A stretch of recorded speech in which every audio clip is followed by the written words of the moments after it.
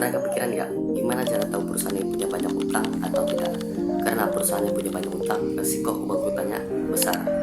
Di video kali ini gue bakal bahas 3 rasio untuk menilai sebuah perusahaan ini punya banyak utang atau tidak. Disclaimer, gue bukan expert, gue masih belajar, gue sendiri pun belum investasi ke pasar modal. Gue cuma mau sharing apa yang sudah gue belajarin biar kita sama-sama belajar.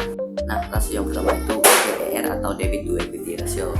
Jadi DER ini mengukur seberapa besar utang dibandingkan ekuitas. Rumus DER, total utang dibagi total ekuitas. Nah, kalau DER tinggi berarti perusahaan ini agresif dalam menggunakan liabilitas atau utangnya. Kalau DER-nya rendah berarti perusahaan ini aman dalam utang. Yang kedua itu DAR atau debit to asset ratio. Jadi DAR ini itu mengukur seberapa persen sih dari total aset yang dibiayai dengan liabilitas atau utang. Rumus DAR sendiri total liabilitas dibagi total aset dikali 100%. Misalnya DAR perusahaan 70%, berarti dari 70% aset tersebut dibiayai dengan liabilitas atau utang tersebut. Rasio ketiga yaitu CR atau current ratio.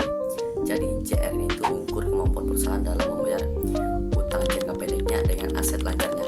Rumus current ratio, aset lancar dibagi liabilitas lancar. Kalau CR-nya di bawah 1 bahaya, berarti perusahaan tidak mampu membayar utang jangka pendeknya pakai aset lancarnya. Jadi bro, itu tadi 3 rasio untuk mengukur perusahaan ini punya banyak utang atau tidak. Kalau perusahaan punya banyak utang itu tidak selalu buruk, karena perusahaan ini bersumber dari 2 modal ya, yaitu liabilitas dan ekuitas.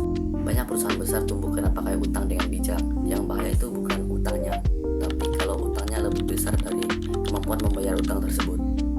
Nah, jadi segitu dulu dari gua. Sekali lagi, gue bukan expert, gue bukan sosokan atau sok paling benar.